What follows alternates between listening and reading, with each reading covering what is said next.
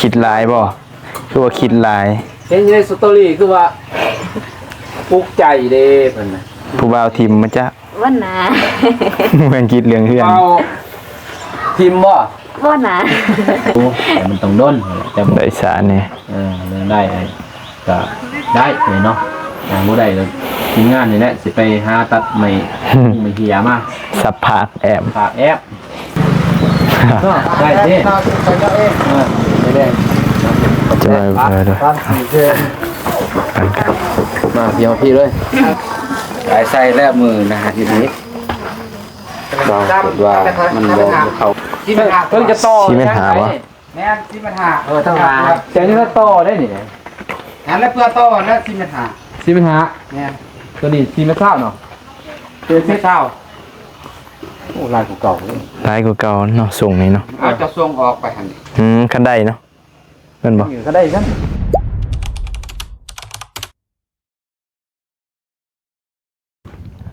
เปิดภาพมาบัดนี้บ่มีกับบ่าวนุ่งเนาะมาทางบ้านน้องจันทนาซื้ออุปกรณ์มาให้แต่ว่าตัวนี้เป็นเรือนครัวเนาะเรือนครัวนางจันทนา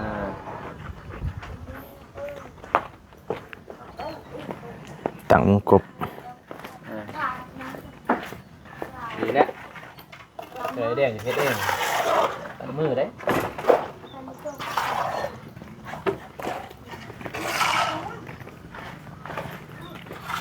ใช่แต่บ่จะเปื้อน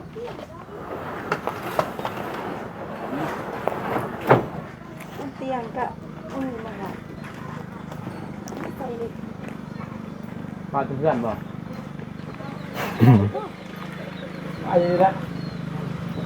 เนาะจะน้อยหาโมงไว้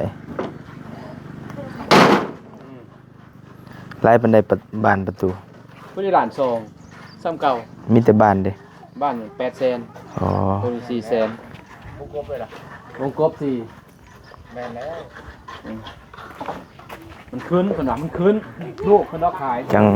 คันแม่นี่เต็มเวลาอยู่ราคามันขึ้นโอเคเดี๋ยวไปสร้างกันท่อตัวนี้ต่อแลนน้ำเพื่อนอยู่วะ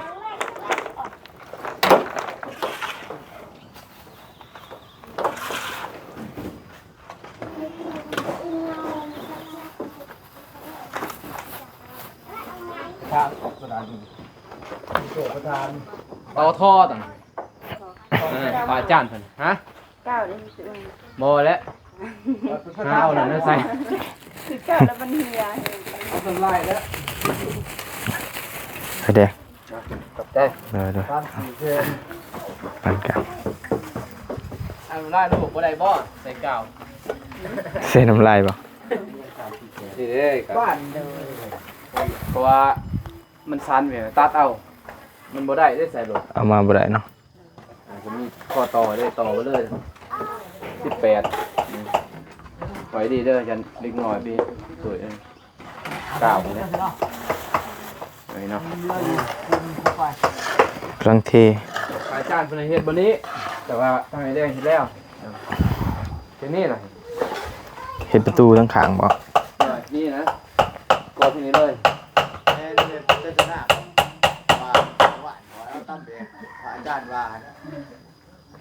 นี่เด้กอมานี่เลยจ้ะบ่แม่ว่าอะไรมาพี่เลยใส่แลบมือนะฮะทีนี้เราเกิดว่ามันบ่เข้ากันนะเลยง่ายออกแต่ว่าเราเป็นไอแดงเฮ็ดถึงแล้วเพียงเนาะแต่ว่าบัดนี้ไอแดงกอแล้วตะวันนี่คือบ่ทันกอพระอาจารย์โทรหาคืนนี้นี่จะไปสั่งสังกะสีนี่แหละ6 เมตรเนาะ6 เมตรหา4 เมตรหาบ่ได้บ่3 เมตรกับ6 เมตร3 เมตรหา3 เมตรแม่นบ่บ่จดเด้3 เมตรหา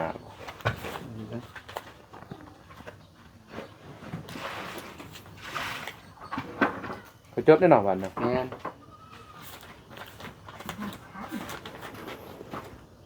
บนใจ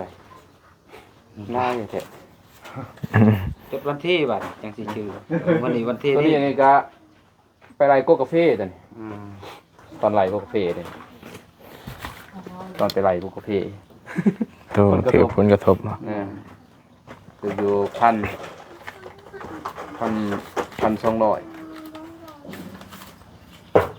ไปกูก็ไปปลูกวะ หน่อยคือเด้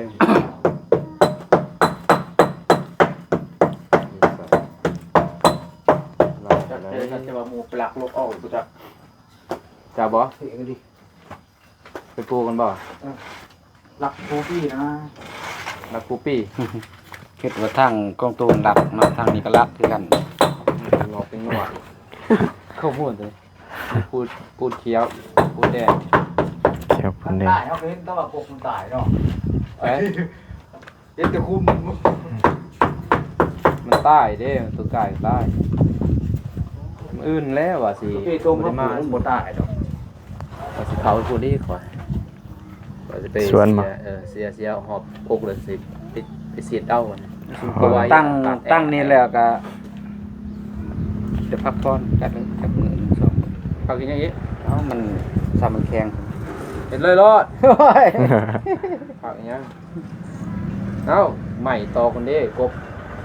ไหวอย่างเงี้ยต่อตัวนี้นี่มีงบใหม่แล้วสิผักอย่างเงี้ย ใหม่ ดีเลยเว้ย หลังที่แห้งดีด้วยกันมัน บริภาค มัน นะ แข็งเด้ ได้พักได้พรแล้ว เฮ้ บอยจะพักแม่งพินรับจ้างก่อน โอ้ดีใจแล้วสัน รับจ้างก่อนอย่างนะไปเสียหญ้าบนกกมัน บ่รถเงาเลยอยู่เนาะไปคลองกันดิ ให้ ไม่ยิ้มให้ก็บ่ยิ้ม มันยิ้มอยู่นั่นน่ะ เงาบ่ เห็นอยู่สตอรี่อยู่โอ้อุกเลยกันละตายนี่35โอ้30เห็นพี่น้อง35เนาะ4แผ่น65 3แผ่นถือได้ได้บ่ บ่แข็งบ่เป็นเอามืออื่นหรือแก้แบบ ตัวนี้ละหันก็ตอกไว้เนี่ยเจ้านี่เราไปตอกนั่นเฮ็ดตอนเลยหรอกตอกขาวตอกย่างนั่นแหละกระแทกได้ดีเลยนั่นดิปันรูปเหมือนตอนนั้นเนาะ แม่น แล้วก็ไม่เชื่อละเอาห้องน้องนี่ก่อนเด้อใส่ อืม ซื้อมาใส่ โอเคอยู่ อ่ะ ยังอยู่เนาะ เอาจากแผ่น อ่า7แผ่นนี่แหละ เราไปซื้อนี่ก็รถนี่บ่ได้เลยเนาะแก สวยดอก บ่ได้ มันสั่น แล้วมึงสิมาส่งให้บ่ ตัวใด ตับ หาตับ ได้อยู่หันมีบ่บ่สังกะสี มีอยู่ มีบ่ซี่นี่เลย มาไปถึงพูดมา บ่อยู่สังกะสีบ่มี ยากเลยได้ เอาหันเด้บ่พอบ่ นี่ได้เปอร์เซ็นต์นี่ เสียตัวนี้บ่โอ้ เปอร์เซ็นต์แน่ ไม่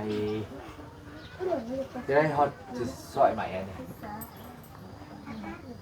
บริซ้อยติ เอามา48เลยซอยใส่ตัวใดเอามาแน่ๆบ่นาไม่ฉลาดตอบไปเลยนะตอกปลาไปนะให้มันมีหูมี แต่ว่าเด็ดขาวอันซองขาวอันนี้มันจึงมันบ่ฮักเนาะ แล้วก็เอากระตี้ใหม่อันที่ตั้งที่ ลูกตั้งแต่มีตั้งดุมแล้วก็เครื่องก้างอีกอันนี้ แม่น มันจังมันบ่ผมใหม่เวลามันสิโอ้ เลยเนาะ อ่อนแล้วน้อยหนึงก็หักนะ ฮักได้มันบ่ ดีแท้อันตะนางเล็กใส่แล้วเลย ตารางเล็กอาจารย์เพิ่นให้เฮ็ดอันนั้นเนาะ บ่ทันแล้วตะนางเล็กได้ของอันนี้เฮาได้สิได้แล้วเนาะปกติเฮาได้ย่างก่อนอ๋ออันนั้นสมมุติซื่อๆนะแต่ว่า ตา ไม่ ราง ใช่ เล็ก ลา เจ้าก็ย่างเขานี่เจ้าต้องเทใส่นี่เลยเนาะ เด้อ ไม่ใช่ลานี่มันก็ย่างลายพ่อเลยทางล่างหันกอปิดเลยบ่ทางล่าง บ่ปิดแต่ปะประมาณนี้ก็ขึ้นนี่นะแต่ดูว่าตารางไงมันขึ้นซำนี้เดี๋ยว20เซนมันลงนะบ่ขึ้นหลายเพราะว่ายันให้ลมมันเข้าออกแน่เป็นว่า ตัวนี้นี่ก็คือกันตัวนี้ก็ประกอบประมาณ1.5 เมตรใช่บ่ ก็ขึ้นอีกเนาะ ก็1.5 เมตรแล้วก็ตีละแนงใบเดียวก็1.5 เมตรตีละแนงอยู่ถึงแต่ละแนงตอนนี้ก็ละแนงทำเลยละแนงเลยกันจบเอาไปสิไว้ตู้ซักผ้าบ่มันหาเงินเด้สบายเด้ เพิ่นเป็นหาเงินตู้ซักผ้าเพิ่นน่ะตู้เย็นเรานาไปบางทีมีทุนแหน่เพิ่นก็โอ้คักอะไรบาทนี่นอนนี่ซับสินอน แล้วว่าทีเดียวแล้วคันว่าก็นี่แล้วเลยได้เด้จับก็ของนี่เนาะเป็นประตูได้เพื่อน กันเฮาตอกได้นะผมบ่ให้ตอกอีกบาทนี่ปีนึงผมจังตอกตอกได้ก็ตอกอันนี้นี่ ได้บ่ ตอกต่อใส่บ่ได้เลยบ่ เปลี่ยนแผ่นนี่มันแล้วเลยของเจ้านี่เนาะ ได้ เฮาก็เอาสำนี้เลยนี่ประตูปิดอยู่นี่เลยแล้ว ก็ได้นะอ๋อเป็นสิว่าแล้ว เนาะ อ่า เฮ็ดแล้วแล้วพอเฮ็ดได้อีก เอาเนี่ยว่าตอกได้กระตอกเลยคันว่าบ่ตอกแล้วก็บ่ตอก บ่ได้ สุดเจ้าเลยเจ้าของเรือนแล้วเนาะแต่ว่าได้เฮาก็ซ้ำนี้เฮาก็ทุบออกได้เพราะว่าเฮามางออกเลยนะตัวนี้ก็ย่ามันแหละเฮาก็ก่อพี่เลยบัด ก็ แต่ตอนนาไปเพิ่นเจ้าอยากเฮ็ดเฮือดอยากก่อเนาะสมมุติเนาะแต่ก่อมันก็ได้เลยประเดียวเนาะนี่เนาะ แม่น ซื้อเลยนี่ประตู ซื้อเลย เนาะ ประตูก็ตั้งอยู่นี่เข้าไปเฮือนครัวมันก็ใหญ่กว่าเก่าอีกงามกว่าเก่าว่ารวมแล้วนะ ก่อติดรถแม่นบ่ไปทางนั้นของน้ำเนาะครับจะได้ เฮาก็เสียเวลาจักหน้อย มันหมดลายเศร้าๆนี่แหละ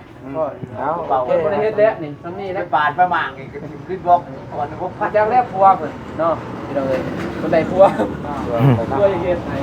แล้วแต่บ่ตอนนั้น แล้วแต่ผัวเพิ่นนะตอนนั้นเพิ่นสิทุบออกเดี๋ยวเฮาเฮ็ดซ้ำนี่แล้วพอแต่เปลี่ยนแผนบ่ได้แล้วขายจานเลยเนาะบ่ทางไอ้แดงเท่เลยพอโทรหาเพิ่นตอนเช้าเพิ่นก็ว่าแล้วเด้เพิ่นก่อแต่ว่านี่ว่าลงเมื่อตอนนั้นคิดว่าเพิ่นยังบ่ทันก่อแหละใส่เลยวิทย์พุทธก่อเลย คนกระตุกแผลตกว่า มาถึงตกเลยเนาะ จนค นี่ทำได้นี่ทำห้องครัวหน่อยเด็กน้อง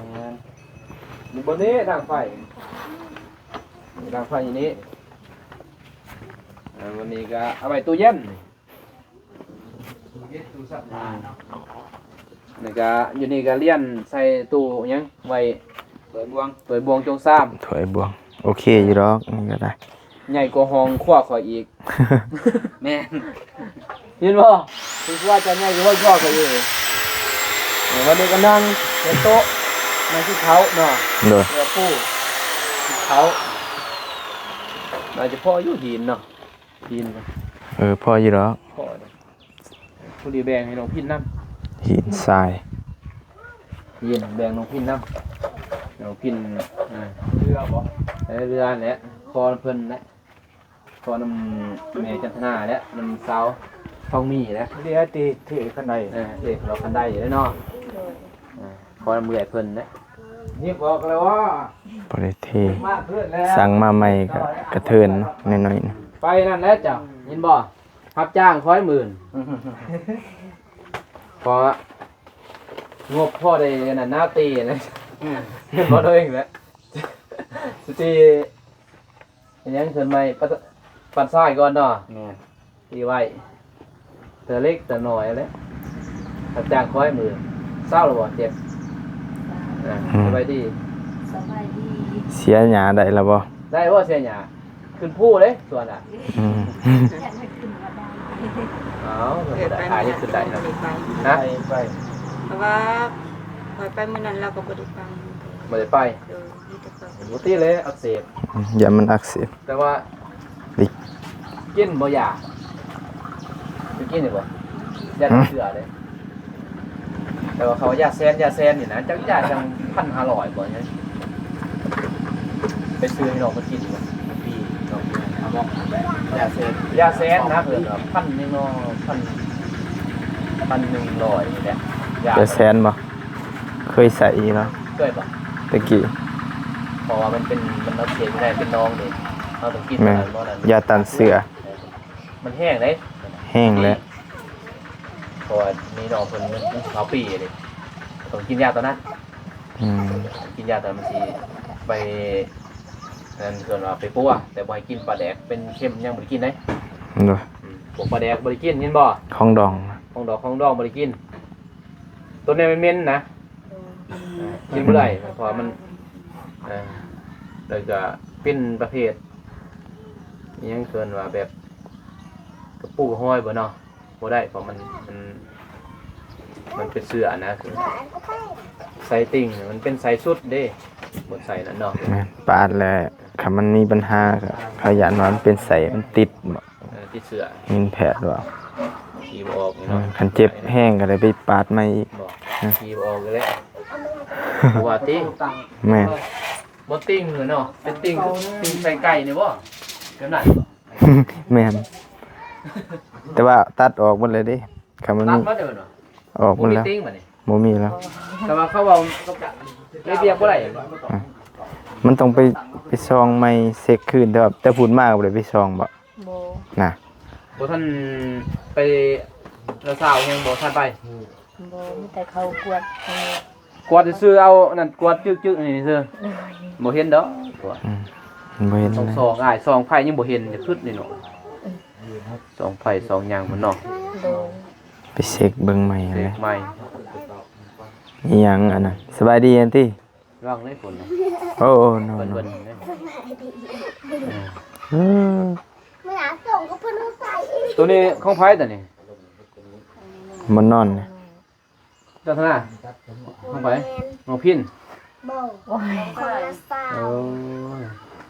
บูดเลยแล้วนี่ มันหักมืดเลยอยู่ใน อืม เป็นจังได๋สปริงบ่ระบบสปริงบ่ยืดหยุดยึดยักยึดยักปลายคันใส่ตะกี้ตัวนี้แล้วของเวียดโอ้สโนว์โอ้มันแตกมาแล้ว แตกมืดเลย เบิ่งเต็มหมด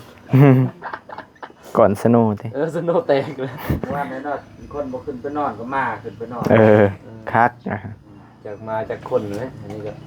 นอนจ้ะเบิ่งมัดเต็ม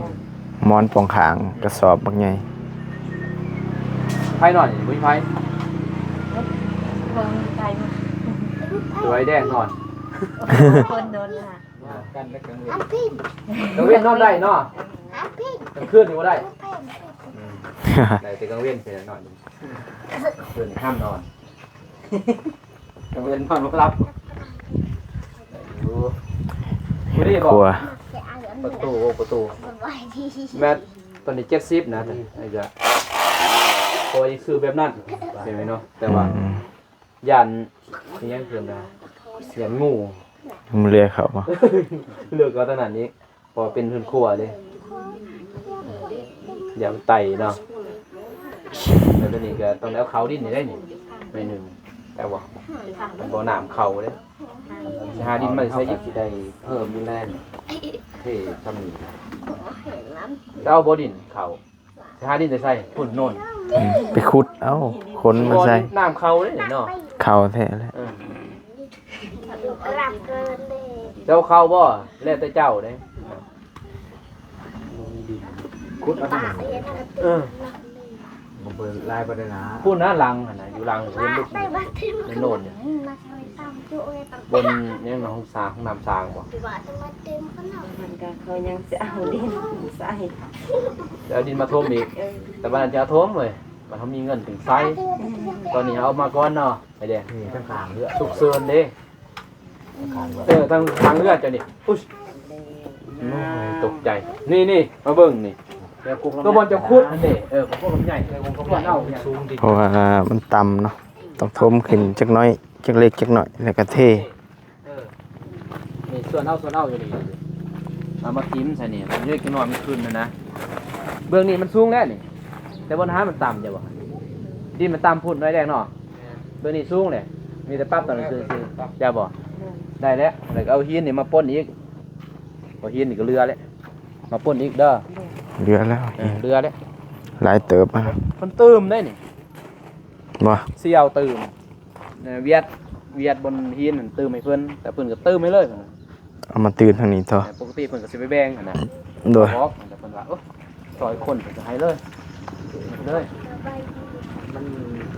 จับน้ำเพียงเอาแล้วเนี่ยจับแต่คุณมาเดี๋ยวตับมันนี่แล้วก็ให้เราทุ่มตำนานน่ะนะเอาที่นี่มาใส่แน่ ปรับให้มันสูงๆหมองนี้ก็ได้ครับ เพียงก็ไม่นึ่งนะต้มเลยไม่นึ่งตัวนี้เดี๋ยวบ่ให้มันลายนะเดี๋ยวเราตัวไม่นึ่งคือบอกว่าตักเนี่ยคือทางที่สูงเลย เออ ความหนักมันไล่ไปเนาะ มันบ่ค่อยมานี่เด้ มันสิมาอ้างอยู่นี่ ต นะ กไล่เขาเลยแล้ว บ่ไล่เขาบางทีเพื่อนน้องพินนี่ก็ต้องบัดเฮ็ดแล้วก็ขุดและห้องแล้วบัดออกแต่บ่อก็เต็ม ไหลเข้าตารางเนาะ บ่อดินมันบ่สูงเลยบ่อนมันเพียงเลยมันสิวสูงพุดสูง ไปชุ่มบางหนักเนาะ มันแล้วเปล่าวะฮะ ว่ารถพอดในเรื่องตู น้องพินได้เด้อหันขุดอยู่หันก็ได้เนาะตอนหน้าไปจะบ่จะสิโทมไปอีก ครัว ก็ได้ที่นี่บ่ได้โทมแม่นรถพอด คักแน่เนาะจบเจือพี่น้องเอ้ยถือว่าบ้านก็ได้เนาะเงินครัวห้องน้ำงามจบเจือแล้วบัดนี้มันกระเทินเนาะ กระตือ เพราะว่ามันยังเป็น2ปกติ ไปก็เป็น คันว่าอันนี้ให้มันจำ เซฟมันจำเขาว่า กับเสา จ้ำนี่ก็บ่ได้แม่คันจะบ่ตอกเล็กตะปูบ่ได้เด้ ปิดหีดบ่ คันบ่ตอกมันสิอะเพราะว่าปูนนี่กับไม้มันบ่เข้ากันเราต้อง อี เข้า กั ตะ บ ปู พิษคนก็อยากได้ คนก็จะได้มันพี่ก็จะกิน เอา นี่แหละความเสือเนาะ เอาแต่ว่า เฮากับลบหลู่เขาเลยว่าเฮาบ่ได้อยู่นํเขาเลย เนาะ จะหน่อยผิดพลาดมาเนาะมันยากเด้ตามหลัง สิมาโทษครับ เออ ได้ ตัวใดมันมีส่วนว่ามันอยู่ดีมีแห้งเอาเฮ็ดรถ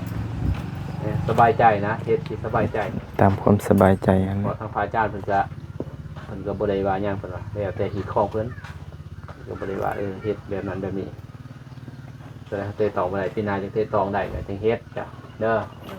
สมมุติได้ครัวก็ให้ครัวเฮ็ด ได้แน่นอนได้เพื่อน แล้วเพื่อนได้ครัวบ่ ได้แล้ว นี่คือสแจวบ่ แม่น แจวกันได้แล้วปึ๊บ โตเห็นเนาะอันนั้น โอ้ยพอมันมีเด้จะบ่จะมีเลยดิคนเขาก็จะมาอยู่นำบ่มีได้หนึงเนาะไผสิจะมาถูกเว้ย มีไผอยากอันนี้เนาะ ไผจะมาเฮ็ดเฮือนยากเด้ คนแห่ง6 คน7 คน สแจวอะโอ้แต่ว่าสแจว ลาย โอ้ลายได้เด้แต่บ่พรเพิ่นก็เพิ่นเสื้ออยู่บ่พรเพิ่น ชาวปลายปีคนตาม เศร้าซะเลยนี่ สักเก่ามา เศร้ากว่าปีเนาะ ดึกดอกอีก ตามป้ายคน สแจวสำคัญกับคอยอายุ33 ปี เพื่อนเดียวอยู่คุณกับเพื่อนเราเตี้ยกับสเตล สแตลคือกันคล้ายๆกัน เจียวแบบเดียวเลยพี่น้อง ซ้ำกันคือกันแบบเดียวกัน กูดีงามเนาะแดงเนาะสูงเนาะแม่ตัวไหนได้เม็ดสาว เศร้า เม็ดสาวเลยปลายเม็ดหา มันตำลายมันก็ มันหา12 เหมือนหา ที่คุณไปก็เป็นเรื่องสิตำคุณ ซ้ำนี่แล้วเนี่ยสูง พอดีงามแล้วสิแม่นเวลาพ้นศาสตร์พอแล้วมันสิอยู่บ่ได้ ควันโดยเฉพาะ ควันกับบอกอีกตามลายเนาะ ควันมันสิวนก่อน เอาลมพัดเลยเนาะ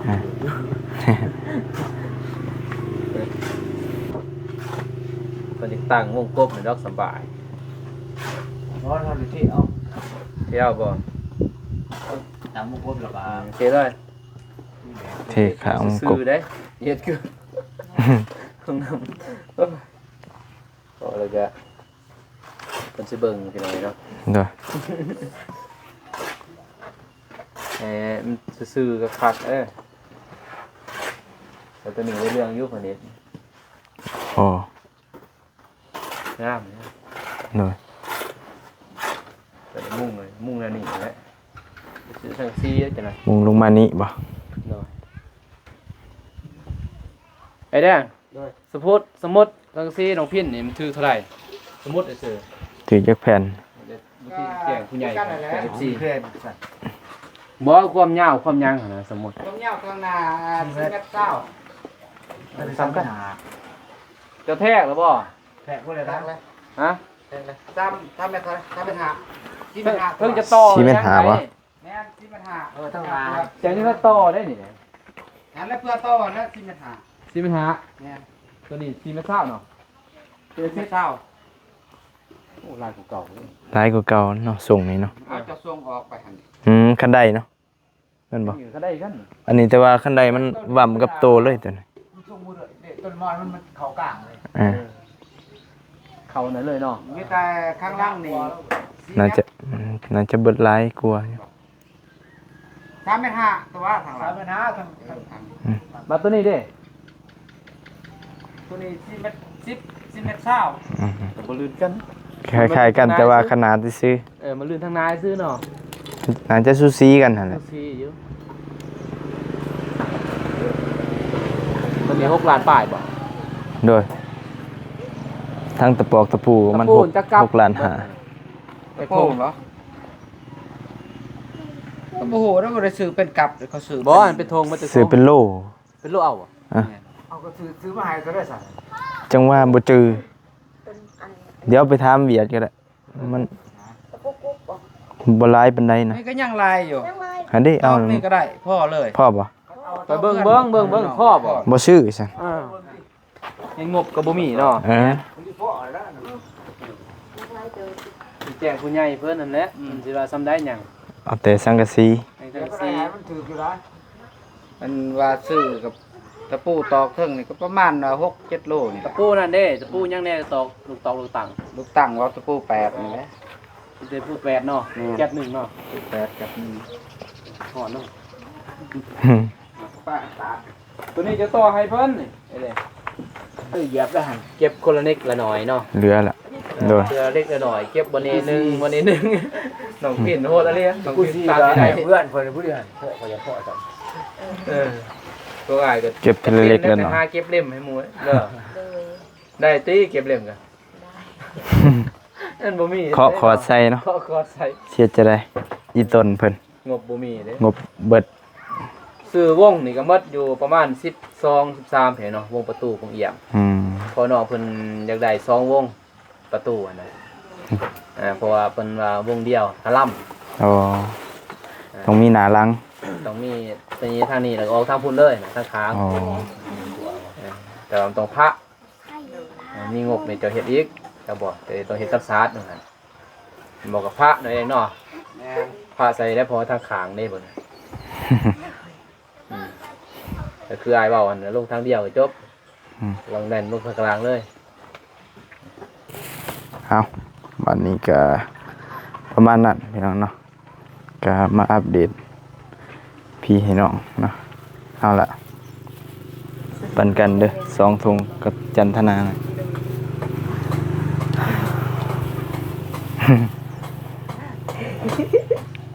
กันเจ็บเลย